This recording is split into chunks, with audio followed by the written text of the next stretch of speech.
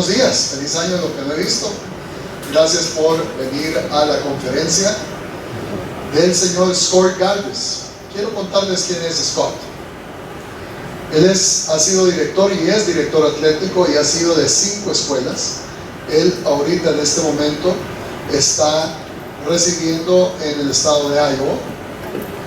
Ha sido entrenador de fútbol americano, ha sido director atlético durante 28 años. Lo conozco personalmente desde el 2012. Los invito, inclusive, él va a dejar su contacto. Pueden meterse a las páginas de Bound, que es también una empresa de consultorías que él hace en los Estados Unidos a nivel internacional. Ha trabajado y ha dado conferencias en todo Estados Unidos. También estuvo en Costa Rica.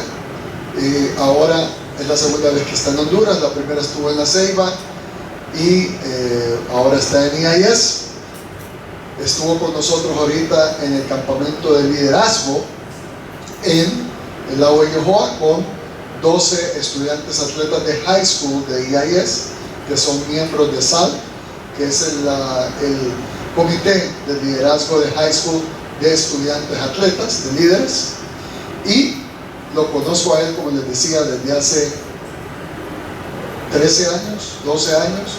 Sé de su capacidad, de su profesionalismo, y por eso lo invité a mi segunda familia, a mi familia extendida IIS, para que les dé a ustedes tips importantes que les puede ayudar para el rol del triángulo del éxito. Recuerden que lo menciono cada rato, los que me conocen y han trabajado conmigo.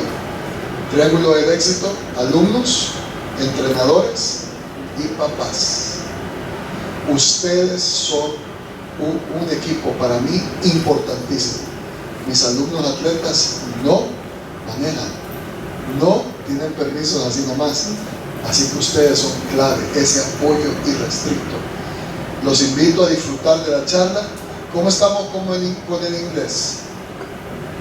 ¿Estamos bien en general? ¿Quieren que traduzcan? Si hay algún problema pueden levantar la mano. Me dicen, Matu, si puede dar un poco más de profundidad, no hay ningún problema. ¿Les parece? ¿O quieren que vaya más o menos? No soy traductor profesional, pero ¿quieren que vaya traduciendo? Tal vez un resumen después de cada slide. Ok, voy a hacer un resumen después de cada slide. Ok, después de cada slide no voy a traducir exactamente lo que él hace, lo que él dice, porque no soy traductor profesional, pero vamos a dar un resumen después de cada slide. So we're going to do a slide, a small synthesis when you finish a slide, so I can tell the parents. It's going to be fast. Ok, con ustedes, Scott Galvez. Thank you so much. Buenos días. Hey, that's about the extent of my Spanish. I apologize, but first off, I want to say we had a weekend with your students, and I was blown away. What an incredible, impressive group of young people. I was just it was emotional. Juan and I almost started crying one day. I was just like so impressed with the kids. They were such loving and nice kids. So kudos to you for having such amazing children. And that doesn't happen just by happenstance. That happens because of you and the way that you raise your kids. So thank you. They're incredible young people. I wish you could have all been there to see them talk about their skills as leaders and how much they care about their school, about their classmates, about their teammates. I mean, it absolutely warmed my heart. So thank you. Secondly, I want to thank you for the opportunity to be here with you today. This is, as Juan said, this is my second time in Honduras. Absolutely beautiful country. I wish I lived here, because when I go home, it's going to be minus 12 degrees Celsius, and I'm going to be like, I want to go back right now. So thank you for the opportunity. Again, I'll just say this throughout, but if there's anything, you have questions on anything, please raise your hand. I'd be happy to expand on whatever we discuss. A few years ago, I wrote a book called Redefining Success in High School Athletics. interscholastic athletics. And I want to give a little shout out to Carlos and Juan. Your campus, absolutely amazing, and the programs that Juan and Carlos run and direct for your school. I asked him, how is it even possible that you can run this with just 2 of you? And I said to him, I go, Juan, where's your secretary? Where's your administrative assistant? He's like, we don't have one. I was like, what? So they do an amazing job with these kids, and I will say this, I go to schools across the country in the United States, and I will tell you, bar none, these kids love Maturana. They love Carlos so much. It is so amazing to see when you have that kind of culture built within your school. So, I mean, again, just completely blown away by my experience here, so thank you. So we'll dive in here. I'm going to start with just a quick video. This is supposed to be funny, so just bear with me here. It just kind of gives you a little bit of a taste of what sports has become like in the last few years.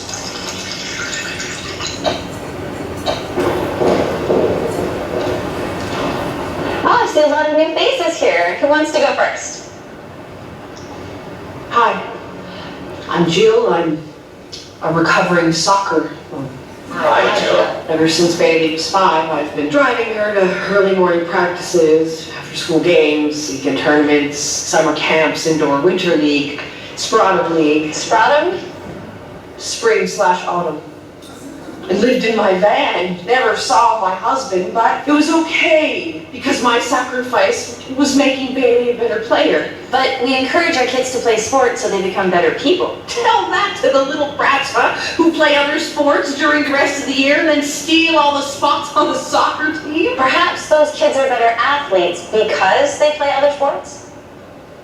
That makes no sense. Bailey is out there every day, kicking the ball until her feet are numb. You say that like it's a good thing. And then one day out of nowhere, Bailey tells me that she doesn't want to play soccer anymore. She can't even look at a soccer ball after all the years I put in. How old is Bailey now? Going on 7, why? When a child plays only one sport, sometimes they have a higher risk of suffering repetitive injuries. They can burn out, and they get turned off sports altogether. I found myself at 5 o'clock in the morning the other day, sitting in the van, and I realized I'm not a soccer mom anymore. Encourage Bailey to try different sports. So I shouldn't have sold the van. All right, would anyone else like to share? Hi, I'm Todd. Hi, Todd. I bet the farm on my son playing in the NBA. Literally, I took out a second mortgage on the family farm to pay for basketball camps. Things were looking great for a while. Justin made varsity in middle school, but then... Did he get injured? Worse. He stopped growing. He's 5'5". Genetics is a cruel mistress. I can't even look my own son in the eye now, and it's not because he's so darn little. Is it because you're going to lose the farm? No. Because he's playing on the JV team. But is he having fun? I never asked. Maybe you should, Todd. We're with you, Todd. As a parent, you just want to see your child succeed. Our Daniel could have played in the NHL. He went to all the day camps, straight into night camp, hockey school, hockey. Hockey? Twice the hockey and no school. We thought he was the next Wayne Gretzky. He wasn't even the next Brent Gretzky. Hasn't been on skates in 15 years. Early sports specialization can actually hurt the child's overall athletic development. And by encouraging their son to only play hockey, they may have actually hurt his chances for succeeding. But what is Daniel doing now? David doesn't like to speak about it. It might help to share. My son is an astronaut.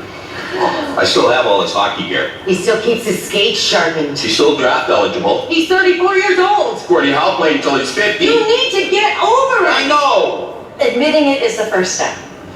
How about you? Would you like to share? I'm Wade.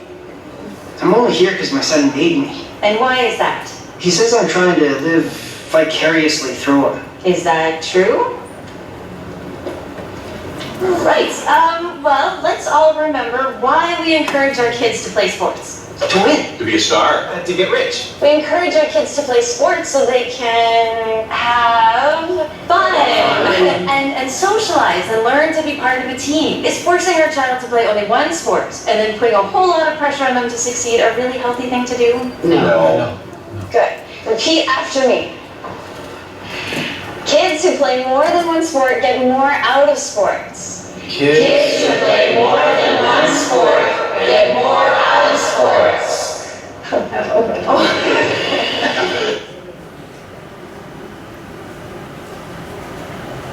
¿Entendieron todos? ¿Sí? ¿Hay algún resumito rapidito? ¿Estamos bien? So obviously that was a very satirical view of sports. But it said a bunch of really important things in there. The number one reason why our kids play sports is to have fun. It is so important for us to remember that as parents. I'm just as guilty as anybody else. I have 3 kids. I had a son who was 6'4", 245 pounds. I'm like, oh my gosh, my son's going to be a Division I football player. He's going to go to the NFL. And he got into high school and he goes, I don't know if I want to play football, American football. And I was like, what? And it was kind of a wake-up call for me. The number one place our kids hate after a game is the car ride home. Because what did I do? I was like, you should have done this better, you should have done that better, you should have done this, you should have done that. And they don't need to hear that.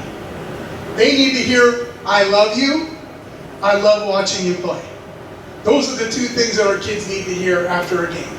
Because I just was, Juan was there too, at the National Interscholastic Athletic Administrators Association. We had a tremendous speaker, Stephen Mackey. And he said this, he said, coaches and parents are so hard on kids right now. Our kids are more hard, so however hard you think you are on your kid, our kids are harder on themselves. I think in today's society, they are bombarded with how great they need to be. Because it's on social media. Thank God that I wasn't around for social media. I think I would be an absolute mess. Because I'm always trying to compare myself to others. Terrible trait, but we do it. It's human nature. But now our kids have it every single day. I just can't even imagine what they're going through. They do so many more things than I ever thought of doing in high school. They're involved in MUN and speech and debate and soccer and volleyball and swimming. They're doing so many things. Their days start at 5:30 in the morning. I have a ton of our student athletes that start 5:30 in the morning and they get home at 10 and then do their homework. They're probably only sleeping 5 or 6 hours a night. It's not enough. That research says that kids need 9 hours of sleep. I don't think any of our kids get 9 hours of sleep, ever. My kids don't. My daughters play soccer, track, football, track, volleyball, and they are going all summer long, all winter long, every single day from 5:30 until they get home, and then they're doing homework till 12, 1 o'clock in the morning. And I'm like, what are you doing? What are you doing? I got to get this paper done. I got to study for this test.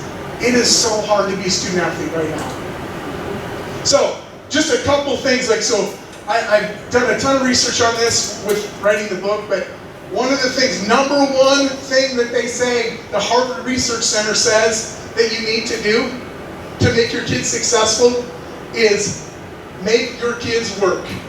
Make them do chores. And I want to choke my daughter sometimes because I can never get them to do anything at home, but we continually push them that they've got to help out at the house. Number one thing you can do as a parent to make your kids successful, whether they work at home, whether they work out, make them serve others. So important. Number 2. Can I say Yeah, it? sorry. So, can you go back? Yes, sir. Yeah. Ok, rapidito entonces. 1. Recuerden que la razón principal que los niños hacen deportes para tener fun, diversión. No los presionen más, ni inclusive nosotros, de lo normal, porque lo importante es que la pasen bien, que aprendan habilidades para la vida. Ya están suficientemente presionados, y hay unos libros que les recomiendo, les voy a poner en el chat, creo que lo puse, un libro buenísimo sobre esto, las redes sociales y el celular. Ninguno de nosotros tuvimos esto, y esto les da una presión, inclusive nosotros vemos cómo están nuestros vecinos y amigos en viajes y todo, y nosotros nos sentimos mal porque nosotros no lo estamos haciendo, ¿o no? Entonces esto nos está afectando. Y lo segundo, apunten la primera razón, el primer tip, y ahí está mi esposa para que lo apunte también, corazoncito bello, es que los chicos hagan labores en la casa.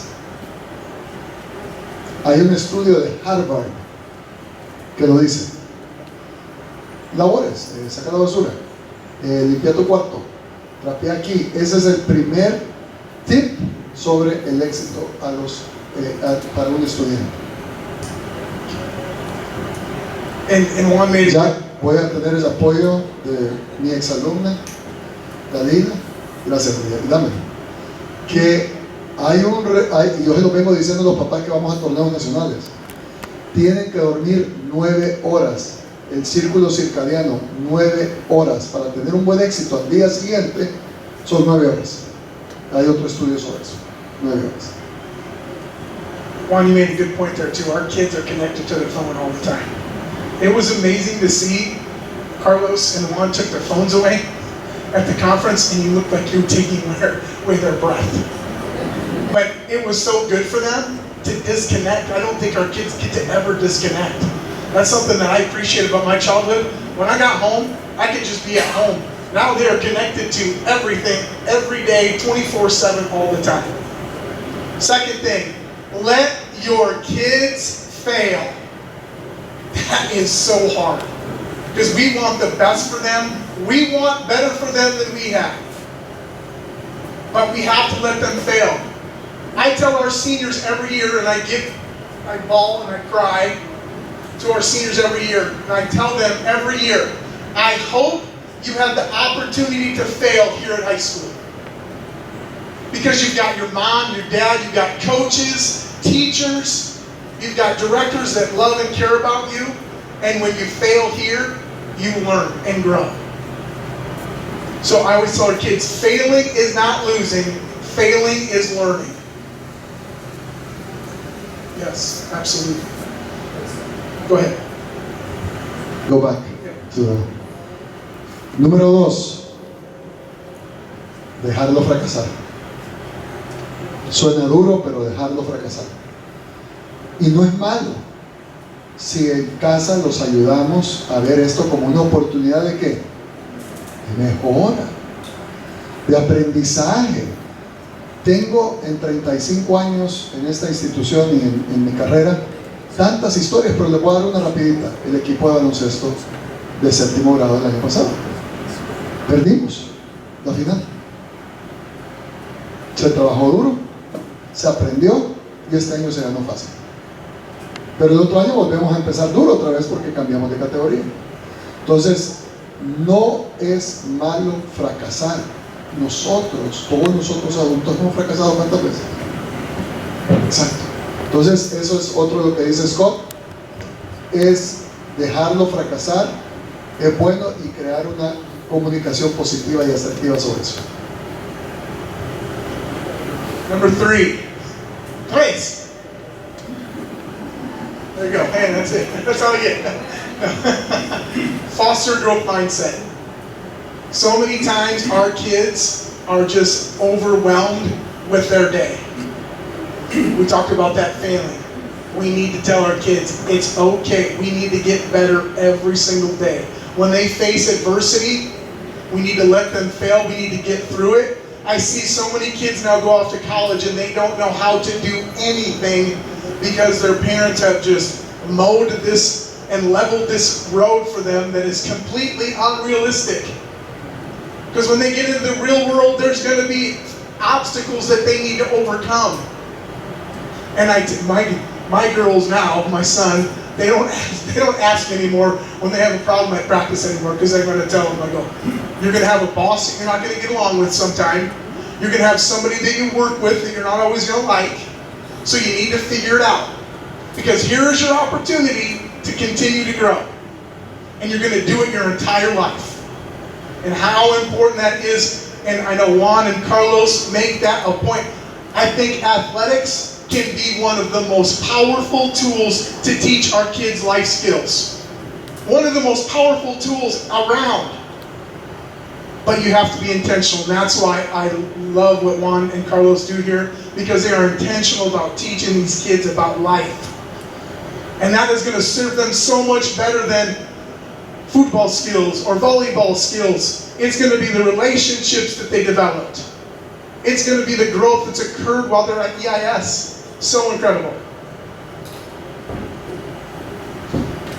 Ok. El número 3 es tener una mentalidad de crecimiento. Hay dos tipos de mentalidades. En inglés se conocen fixed mindset y growth mindset. La que se recomienda es growth mindset. De hecho hay un gran libro, lo pueden comprar en Amazon, se lo voy a meter se lo voy a mandar al chat de comunidades que están, donde habla sobre eso. Atención, las investigaciones dicen que los niños que creen que pueden mejorar, que pueden crecer a través de su esfuerzo, son mejores. Michael Jordan, él jugaba béisbol y fue desarrollándose, en basquetbol también, y le dieron la beca no por béisbol, que es lo que el papá quería que jugara, se le dieron por básquetbol, allá en North Carolina. Era el último en llegar, y era el primero en llegar y el último en irse, porque creía que su esfuerzo lo iba a hacer mejor. Nuestros hipotes y algunos de nuestros papás, y no todos los hipotes, pero una de las cosas que nosotros vamos cambiando, yo lo hago con mi hija, exagerado, es que no tengo el talento. Tienen que trabajar duro, no solo es, es que él tiene más talento que vos. El talento que no se trabaja no se desarrolla, y todos podemos desarrollar. Promote responsibility, that's number 4. Again, these are all research-based from Harvard University, so this isn't silly stuff you're saying. This is the way to do it. How many times do we tell our kids to be responsible for their actions and what they do every day? So important to make sure that their athletes know they own what they do. If they're supposed to be at practice, they need to be at practice. If they tell somebody, we talked about this a lot this week with our kids this weekend. We talked about the time that they spend in school with their teammates, the time that they spend at practice. And time is the most valuable commodity that you have. You can't buy more, you can't create more. It is so, it's right here, this is it. Another statistic, at the age of 13, 75% of the time that your kid will spend with you is done. 75% at 13 years old. Because then they start to find friends, sports, all these things. So now they are really trying to foster and grow so they can become independent individuals. So whatever we can do to teach them the responsibility and hold them accountable, super, super important. I told the kids that this weekend when they're dealing with their teams. Holding people accountable, holding our kids accountable is really hard. And then they're going to be mad at us because we do hold them accountable. My daughters are mad at me all the time. Nope, you can't do that. Nope, you can't stay out past 11 o'clock. No, you can't do it. No, you can't do that. Very tough.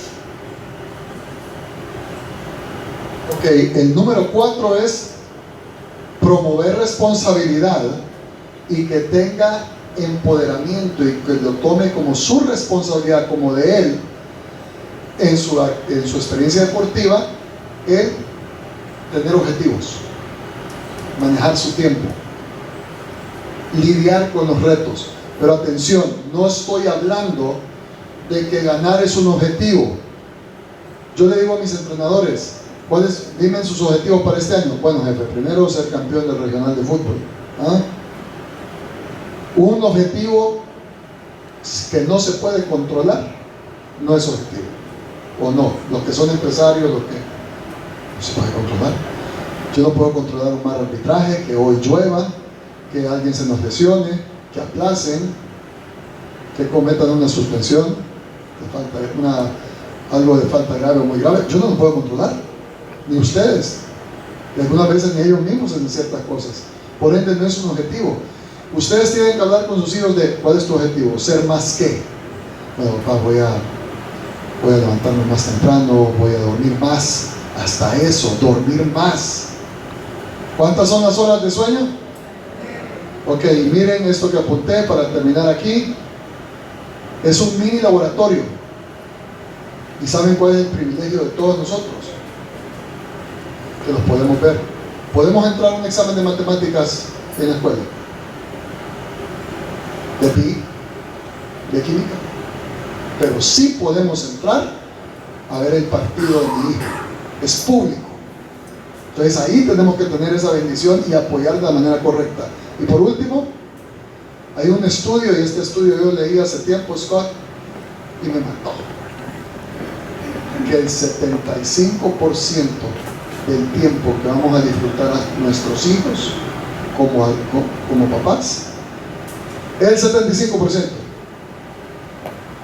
es hasta los 13 años. De los 14 en adelante es el 25%. Y si pensamos en la vida de nosotros, mis papás, sus papás, no es lo mismo, la vida cambia. Very quickly, number 5, sorry.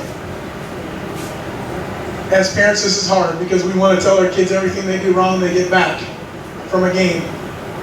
But focus on that character. I talk to my daughters every time they get done with the game. Oh.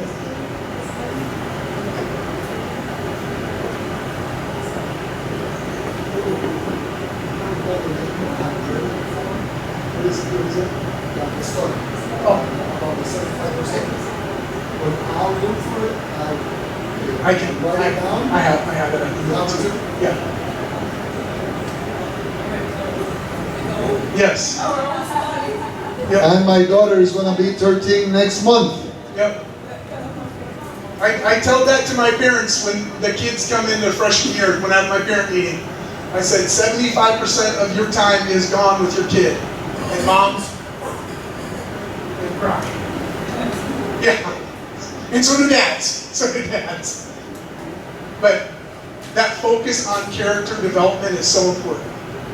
Beyond the performance, the skills that they learn in whatever sport they're out for, how do we take those lessons that they learn in sport and make that the focus? And it's hard because we want our kids to be good. We want them to be great at whatever they do. But so many times I've seen kids over the years that are super talented athletes that are going to go on. I mean, I've had a swimming kid. He was signing Division I letter of intent to go to the University of Minnesota and swim. And they were very, very competitive at the time. I had a swimmer that went to Stanford. And they said this, Mr. Jarvis, I don't want to swim anymore. I don't love it anymore. I don't like it. So I had one of these kids, coaches are from the university are there. They did not show up for the signing. And the mom and dad were like, what? I go, has he talked to you? I'm like, no, he doesn't want to swim anymore. I'm like, oh yeah, he does. No, he doesn't. He does. He wants to be done. And that is so sad when you see kids that love something when they're little and then they just tend to just grow to hate it and dislike it because they've been pushed so hard. Now, hey, there are some kids that they want that, but we have to know what that limit is for our kids, and we got to know what they actually need. And there's only going to be about 1% of our kids that have the opportunity to go on and play like at a major college. And then if they go on to a Division I major college, then the 1% of those people go on to play professional sports. So you're talking about this minuscule section of people in this world that are going to have the opportunity to do that.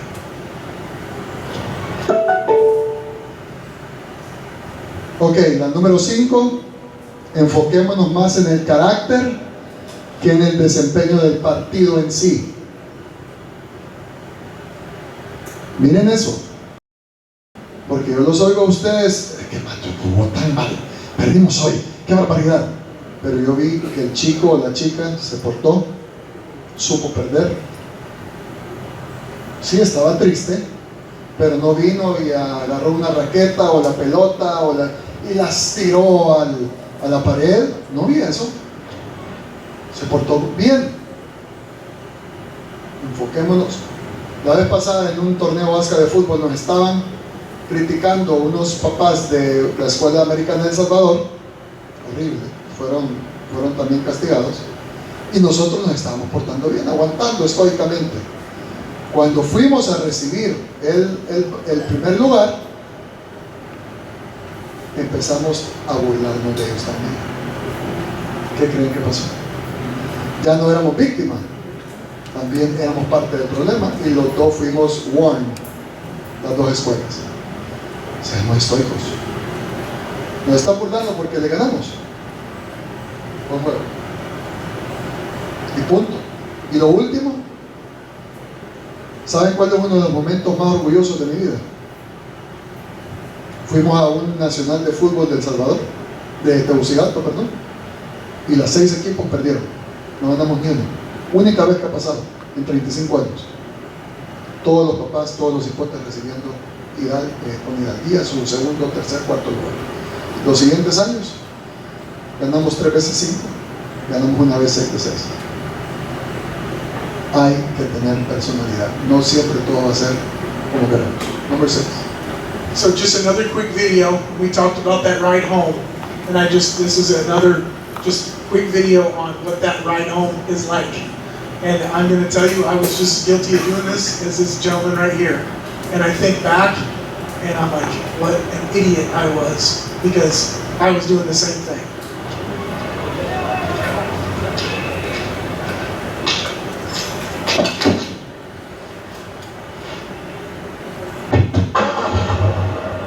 So, not your best practice. Can we agree on that? It seemed like you wanted to hang out with your friends more than practice. And that's fine if that's what you want to do. You know, just tell me. Because you can do that anytime. Maybe we can skip your next game. Because choosing to waste your time, that's one thing. But wasting my time and your coach's time, that's selfish. You don't care about other people. You don't care about hard work. You don't care about teamwork. That's why you're always on the bench, every time it matters. Your coaches think you're so much. You're not the coach, you're soccer coach. 70% of kids quit sports before they ever get to high school. 70%. That's an alarming statistic, because sports are so good for kids, can be good for kids in the right environment. Here's why kids are quitting. It's not fun. It's designed to be fun. You remember when we were kids, we would just go out and play all day? We'd grab a basketball, we'd grab a soccer ball, we'd grab baseball, and we'd play all day long. I don't see kids doing that anymore, because now they gotta have a referee, they have to have uniforms, they have to have all these things. We don't let them just go play anymore. Everything's gotta be organized and structured all the time. I think that's why our kids are growing up so fast, so much more faster than I did. Because everything is always structured. They don't have time to be innovative and creative anymore. Yesterday we did an activity with our kids, and we said, we want you to be innovative and creative. And they went out and did it, and they had fun doing it. They had fun. Number one, kids, they go out for sports to have fun, to be with their friends, for socialization. There's a clear push now for specialization. I would tell you, I tell all of our kids, as much as they can to participate in as many sports as they can. Now, are there some very few individual kids that are very skilled and talented that are going to, I've had 6 players go on to play in the NBA. I've had 7 players go to play on the NFL. But I'm talking about crazy, nuts. I've had 3 girls now go play on the Olympic team for the U.S. for volleyball. When they were in 7th grade, I knew that kid was going to be something crazy special because they just had that ability. Cost becomes an issue. I have so many kids I had in our football organization within our community. They kept telling our kids, if you don't play with our club, you will not play high school soccer. And I remember hiring a coach, and I told him, I go, just so you're aware, you're going to have kids on your team that do not play soccer all year long. They're going to play hockey, they're going to play basketball, and you need to be okay with that because they're going to be some of your best athletes. So if you're not going to play those kids because they don't play soccer all year long, you cannot coach for me. And I think at first he thought I was a little crazy, but then these girls came in and they were so athletic and they would just win the ball. And in soccer, I think that's so important to win the ball, to control the ball. They could do that. And there's kids that played soccer all day, every day, all year long. Just like the video we watched at the beginning, Sproudham League. They played in Sproudham League. And those girls had the ability to get to the ball quicker.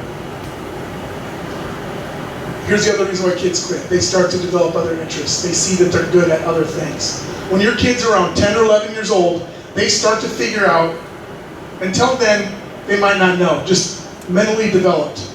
They start to figure out, oh, Jamie's better than me. Jimmy's better than me. I'm not as good as Joey. They start to figure that out when they're like 10 or 11 years old. Yes, ma'am. Yep. And sometimes it really does happen. And it's not because, for example, my kid. Some days he wakes up in the best mood and he plays like a superstar. Yep. And then some days he's just in the worst mood ever and he plays. Oh, and you know what? I work on Saturdays. My husband works on Saturdays. So we do have to take our time to take him to the soccer tournament. We're doing something for him. We want to spend time with him. We want to support him. And when he wakes up in a bad mood and he doesn't play his best, and not even because he's not good, but it's an attitude thing. Like, how do you say that to them? That's a great point. And here's what I'll say to you. Just like we looked at right here, focus on the behavior. What would that conversation be? So are you talking about on the ride home, or are you talking about going to the game, or both? I've got 2 girls, I get it.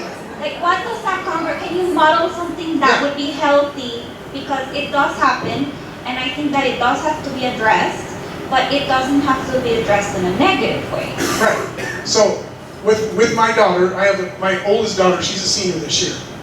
And she is the kid I want to choke slam sometimes. She pushes me to my limits. And on that car ride home, she's the one who pushed back, and my son would just take it. And he'd just be like, yep, just like the kid in the video.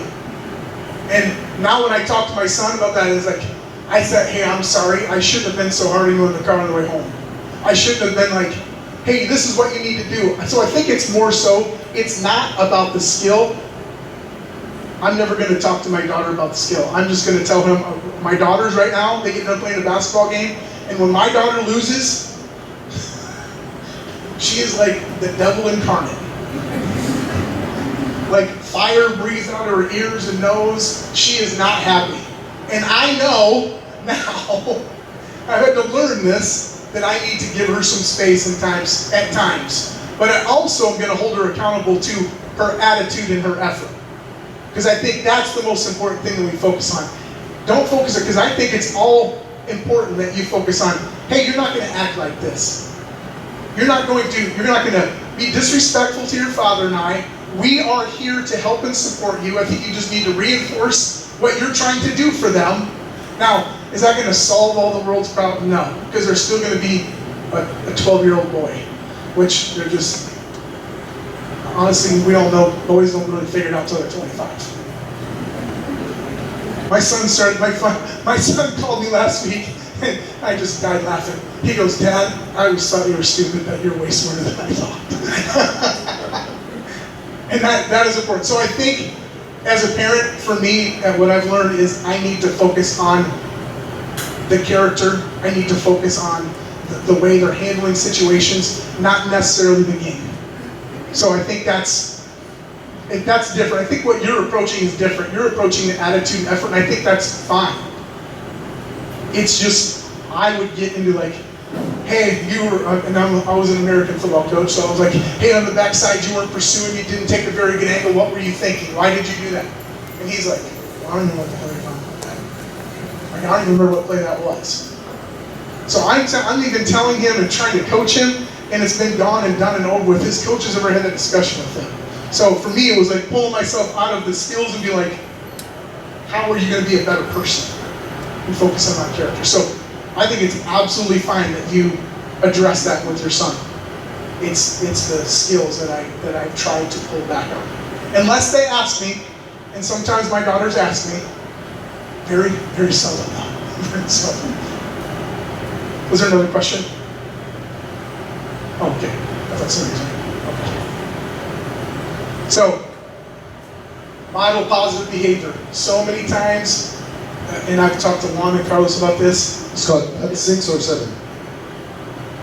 Those were the research things. The research things were 6? No, the research things were 5 different things. Okay. Now we've got 8. Okay. So, can you go back to the other one? Básicamente nos está diciendo que en Estados Unidos, para la edad de los 13 años, 40 millones de personas, 40 millones de alumnos ya dejaron de hacer deportes. Hay una que quiero enfatizar aquí a ustedes, que es esta: no especialicen a sus hijos en un deporte, no los forcen. Yo les digo a los papás de primaria: ¿quién tiene hijos en primaria todavía? ¿Quién tiene hijos que solo hacen fútbol? Sin pena. Ok, sí me gusta.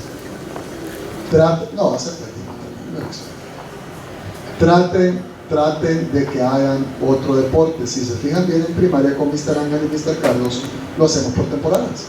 Ahorita acaba de pasar la temporada de voleibol y ya estamos en básquetbol. Se pueden combinar. Y peor, en primaria, antes de los 12 años, antes que entren a 7º grado, es lo mejor. Así tienen el flavor y así pueden ellos decidir en los 12, 14 años qué quieren hacer, si pueden hacer 1 o 2 o 3.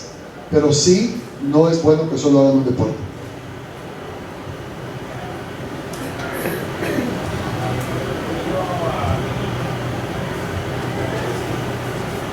Tengo 3 hijas y tengo el varón. El varoncito no tuvo una mala experiencia en fútbol. Digo que no.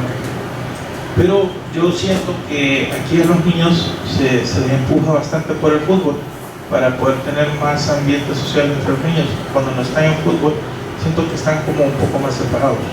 No sé si soy el único que piensa así, pero lo he escuchado en varias reuniones también.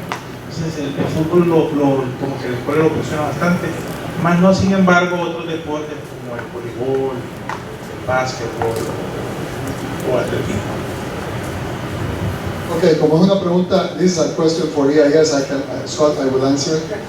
Sí, como papá he escuchado lo mismo, pero no es la escuela, es la sociedad y el país. Sí, me pasó a mí como papá. Y es algo que hemos tratado de crear estrategias. Si tienen hijos en primaria, ¿se acuerdan cuándo empieza fútbol? En septiembre, nunca en agosto. En agosto tratamos de iniciar con voleibol, para que el cipote diga, hey, no tengo, entonces voy a ir. Sí hay pero el país también, si me voy al estado de Texas, todos quieren jugar American Football. Y ciertos estados en el norte, hockey. Entonces sí es complicado, pero sí les decimos, vaya a otro deporte. Inclusive la famosa, es que el entrenador de fútbol los presiona, Mato. Si van a otro, los va a sacar de fútbol. Créanme que eso es de todos los años y diariamente yo estoy ahí con el entrenador. Oí esto, jefe, no es así.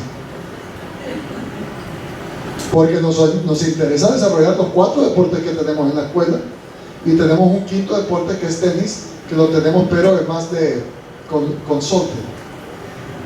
Agarramos de lo que hay para que nos representen, pero los que desarrollamos en la escuela tratamos de que haya.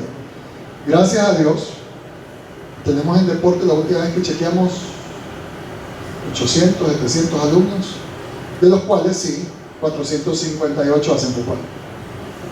Pero yo también creo que va con la cuestión del país. Pero sí hay una presioncita, o presión, de que si querés más fit in, el fútbol es el camino. Pero después se descubren otros deportes, eso sí le digo. Descubren otros deportes y les va mejor. Mi hija ya no está en fútbol, está en otros deportes y le va bien. Está bien, ya fit in. Siempre hay que buscar. Yes, go ahead. I have 3 years daughter. Yep. But I always like a lot of sports. Yes. I used to swim when I was a little cousin. Yeah. And so I told my daughter to go to swimming last year. Yeah. But she didn't like it. Yep. So she wouldn't. Yeah. But I always tell my daughter, if you don't like it, you better stop doing it. You must have fun. Yes. If you don't have fun, stop. Yep.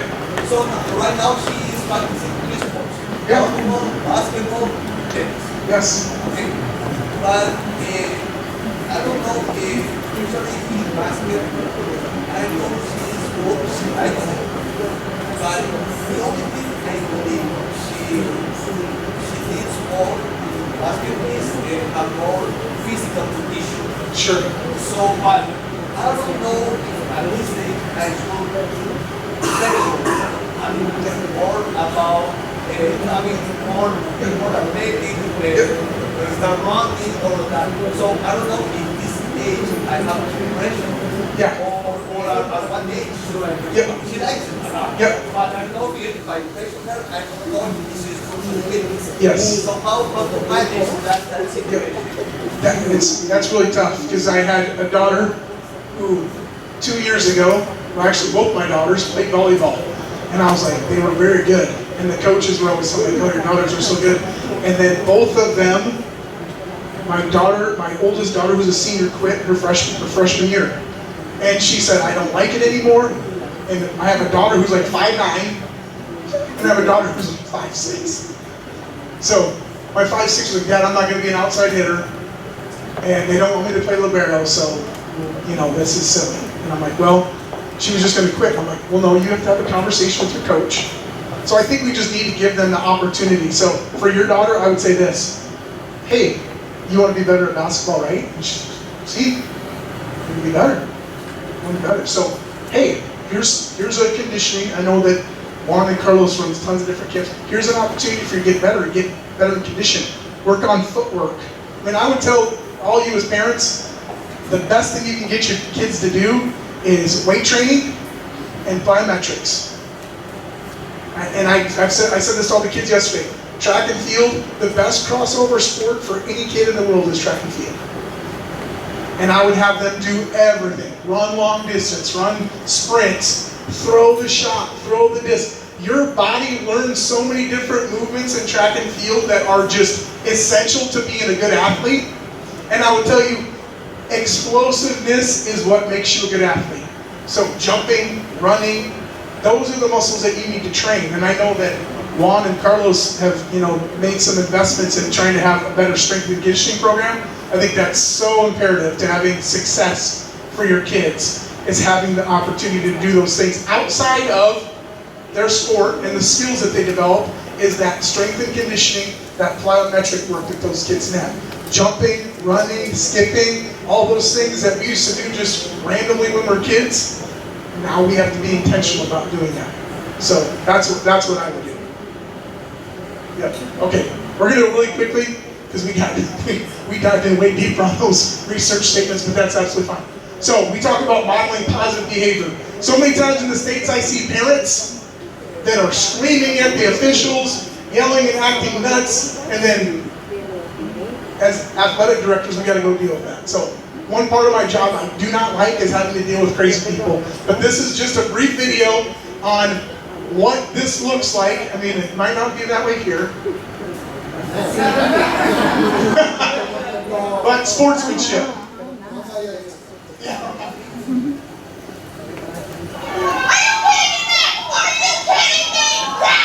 You know this person?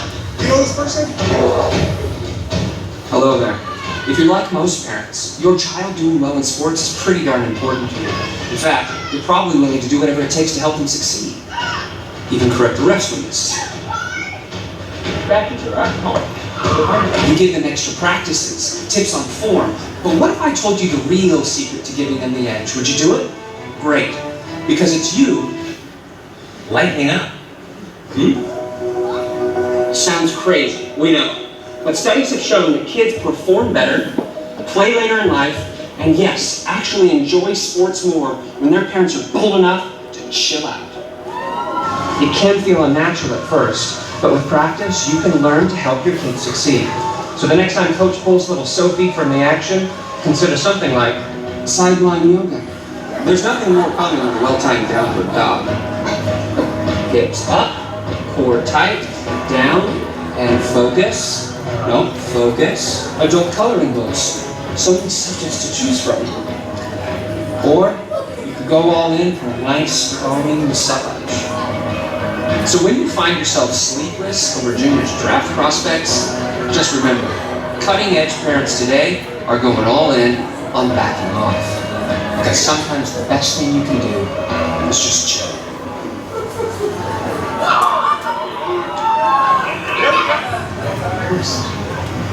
You chill?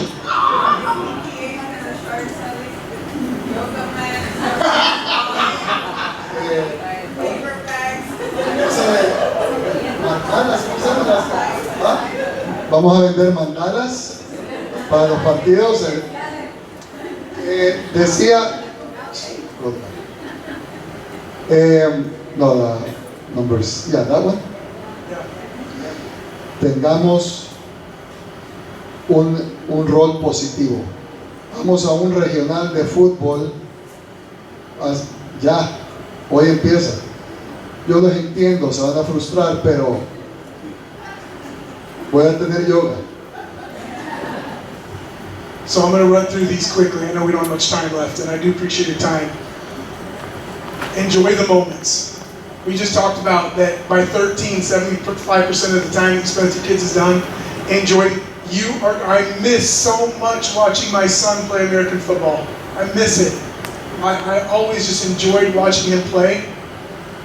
It was so fun. I'm going to miss my senior daughter playing soccer, playing football. I'm going to miss it so much because I love the way she has developed relationships with kids. And I tell my girls all the time, I want to see how you act when your coach pulls you out of the game. That's what I want to see. Are you still going to be a good teammate when you're not happy? Are you still be good to others? Find joy in their effort. It doesn't have to be that they always win. Did they work, and you talked about this, did they work hard? You can tell if they put a lot of effort in. And I think those are okay discussions to have too. But not right after the game, not on the car ride home. Celebrate the competitor in them. Don't celebrate the performance, don't celebrate the outcome, don't celebrate the trophy. I try this all the time with my girls. And I think my daughters are beautiful, intelligent young women, but I try to focus on the things they're doing to be smart. I'm just not going to say, you're smart. I'm going to say, you work so hard in school and you're going to get so far in life because you work hard, you're dedicated, you care about what you do. So important. Celebrate the fact that they're willing to go above and beyond. It doesn't have to be that they win. And that's hard because we want them to win, and we know that they want to win, so we want that for them so bad as parents. That's why we're here. We're here to give them all the things that they need to be successful. But some of that stuff they have to do on their own. So let's celebrate that competitiveness. Foster that independence. Don't always be the one who's got to be the hero. Let your kids face some adversity. Let them have discussions with coaches when they are not happy with their playing time. You don't always have to do that. At some point in their life, I've been able to talk to tons of CEOs. I hear CEOs tell me, like, there are kids, young adults coming to interviews with their mom and dad. Yes, going to the interview. I talked to a CEO from Minneapolis, Minnesota, and he goes, I had a young man walk into my office and his mom followed him into the interview. Crazy, right? That's crazy. But that's what's happening. That's how far we've gone to make sure our kids have this straight paved road, that they don't have any adversity at all. But it's not real life. We're creating a fairy tale for them. So then all we're doing is creating this chaos for them in the future, because they've never had to live a real life. They've never had to face adversity. And I know this is really hard as a parent. It's hard for me too, because when my daughters come home crying because there was some boy mean to them, I want to go beat that boy up. I want to get them. But I know that they're strong, they're intelligent, they're beautifully open, and they're going to take care of it. Because I've developed this, like you've developed those skills with your kids, I want to do that with mine. Treat coaches as allies. So many times I talk to parents. I had just a quick story. I hired a brand new basketball coach, and I was out in Seattle, Washington, and our team was very poor. They were not good. I hired a new coach. 2 of our best players on the team quit because they didn't like the new coach. One went to some prep school out east in New Jersey, and another one went to an academy down in Arizona. Both very good players. He came in, he changed our culture, and had one mom who was mad because her son wasn't getting a start. He was a senior, but he didn't get to start. But I'm going to preface this by saying he was an absolutely amazing young man. Just incredible young man. And his mom, before each game, would scream, "I can't believe you're not playing my son as a starter!" And I grabbed her and I said, "Hey ma'am, is that helping our team? Is that helping the other kids on the team be better?" I said, "Your son Matthew's an awesome kid, and I'm going to guarantee you if you let him fight through this, he's going to start. But you need to leave him alone. Because your attitude and your effort right now is going into the wrong thing." And then she said I was being mean to her. And I was like, well, maybe a little bit. So treat your coaches out. Find a way to find common ground with your coaches. And I know you know this because you invest in this every single day. Academics come first. And I have so many parents in the States that all they care about is getting their kid a college scholarship. And here's the statistic for the United States. $387 billion in academic support money for academics. For college sports scholarships, less than 100 million. Academics, billions. Athletics, millions. Most important thing, kids get good grades. I tell our kids that all the time. I'd rather have you miss practice and get something done for school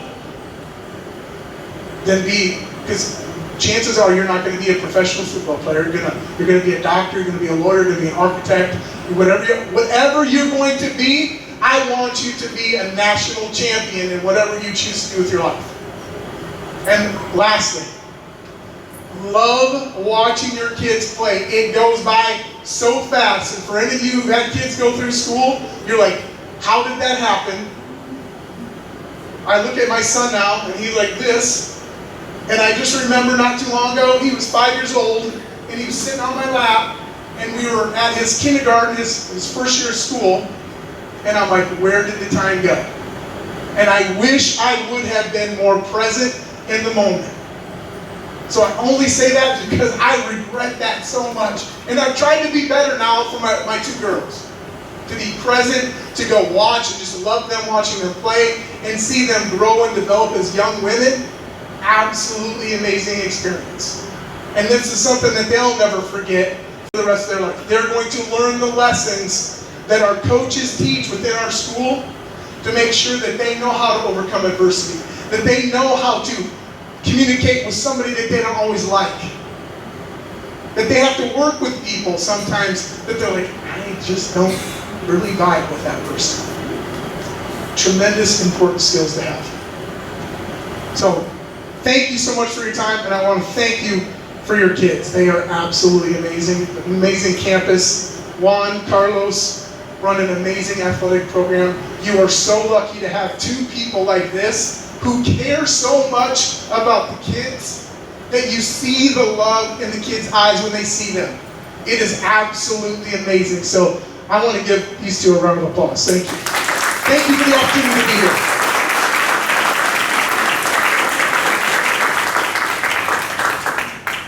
Do you have your contact somewhere? And the book. They're asking about the book and the contact. Bueno, papás, quiero que ustedes 61 que vinieron aquí sean parte de promover los valores que les decimos. Es muy importante. Si miran, especialmente ahorita que viene fútbol y después viene tenis, ponernos al lado del compañero o compañera que anda, aquí está el yoga, la mandala, esa es tu oficio. De ahí ustedes definitivamente pueden ayudarnos a mejorar la experiencia. Sí, vamos a tener papás de otras escuelas que nos van a decir de todo, pero tengamos clase. No vamos a reaccionar en la vida siempre con violencia. Entonces, hay maneras de poder nosotros lograr los objetivos con los alumnos. Ahí pueden tomarle foto y buscarlo.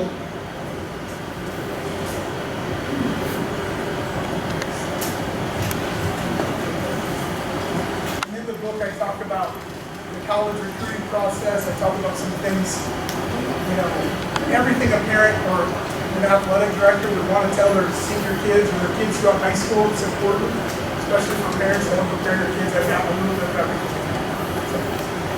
And then, has everybody got that? I'll pick up that. Mientras Scott lo pone, gracias por venir, gracias Verónica, a la Junta por apoyarme, a mí y a Carlos para que podamos traer gente como Scott y que podamos, yo antes de pandemia lo hacía, siempre traía, no sé si alguien fue papá conmigo antes de pandemia, siempre traíamos a alguien y quiero volver a tomar esa buena costumbre para el beneficio de nuestra comunidad.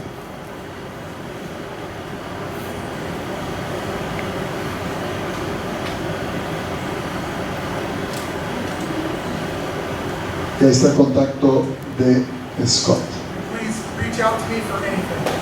Happy to help anywhere.